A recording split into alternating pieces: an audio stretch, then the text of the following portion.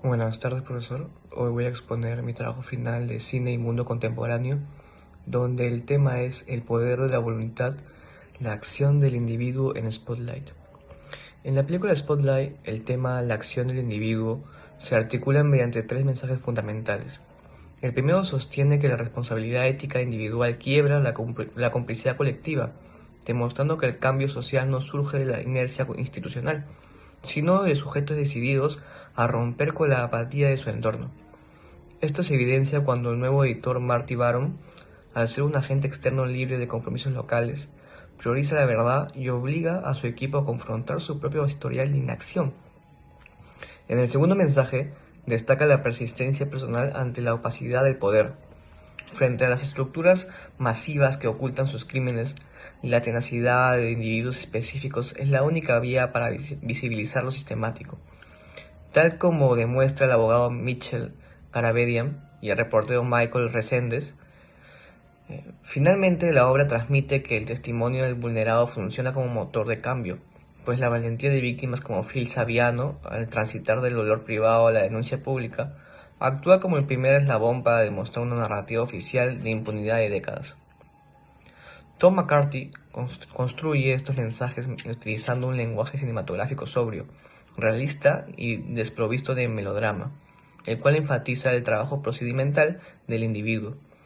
En primer lugar, la trama y el montaje no avanzan mediante revelaciones de ficción, sino a través de una meticulosa acumulación de llamadas telefónicas, revisión de archivos físicos y entrevistas incómodas. La edición es pausada pero constante, transmitiendo la agobiante paciencia que requiere la acción individual frente a la burocracia. Asimismo, la ambientación de fotografía refuerza este realismo mediante oficinas iluminadas, con luces fluorescentes pálidas, techos bajos y calles grises de Boston. Esta atmósfera visual resalta el peso del conservadurismo local, haciendo que la labor periodística luzca solitaria y titánica. Por último, la caracterización de los personajes evita el arqueotipo clásico de su superhéroe. Al retratar a los reporteros con ropa común, cansancio visible y vidas complejas, el filme humaniza la acción del individuo, sugiriendo que la justicia no demanda capacidades extraordinarias, sino un compromiso ético incrementable. El contexto sociocultural de Boston a inicios del siglo XXI es indispensable para comprender el valor de la acción individual representada. En aquella época, la arquidiócesis católica local era una de las instituciones más ricas e influyentes de Estados Unidos, donde el cardenal Bernard Law operaba con un poder casi absoluto. La iglesia representaba un pilar político y social arraigado en la identidad comunitaria, lo que generaba un temor reverencial que silenciaba a las víctimas y disuadía cualquier cuestionamiento. Por otro lado, la investigación se desarrolla en un umbral de la era digital, una época de transición tecnológica, sin redes sociales ni bases de datos integradas.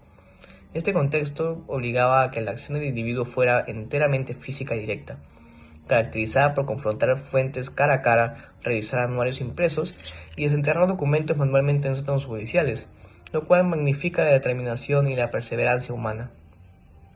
Al analizar Spotlight junto a Mr. Smith Goes to Washington y la ley de Herodes, se desvela cómo el cine aborda la acción del individuo ante sistemas corruptos desde perspectivas morales opuestas. Por un lado, la película se asemeja al clásico norteamericano. Mr. Smith, en su retrato de resistencia ética, Jefferson Smith representa al ciudadano que decide no callar ante una máquina política corrupta. Sin embargo, mientras Smith emprende una lucha solitaria y heroica en el Senado, el equipo de Spotlight opta por una opción coordinada, metódica y desprovista de mesianismo, basada en el rigor periodístico.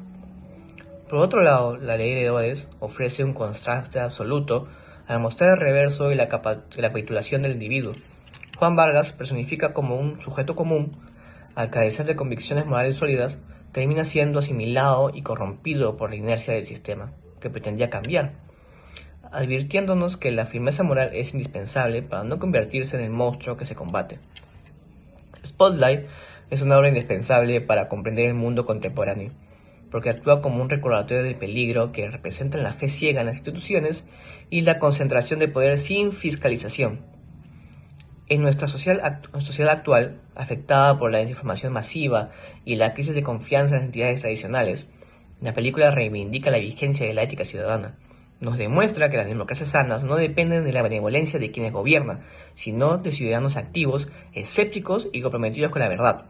La comodidad del silencio colectivo es el verdadero caldo del cultivo de la injusticia, y la defensa de la dignidad humana siempre requerirá en la decisión individual de actuar. En conclusión, el análisis de Spotlight demuestra que las grandes transformaciones sociales inician necesariamente con decisiones éticas individuales, que desafían la apatía del entorno. Asimismo, el lenguaje cinematográfico de la película, caracterizado por su realismo procedimental y la sobriedad, evita el espectáculo para dignificar el esfuerzo cotidiano de quienes buscan la justicia. Finalmente, el contraste con las obras del curso confirma que, ya que resistiendo de manera idealista como Smith o sucumbiendo a la corrupción como Vargas, el destino de nuestras instituciones sigue dependiendo de la integridad moral que guíe las acciones individuales. Muchas gracias.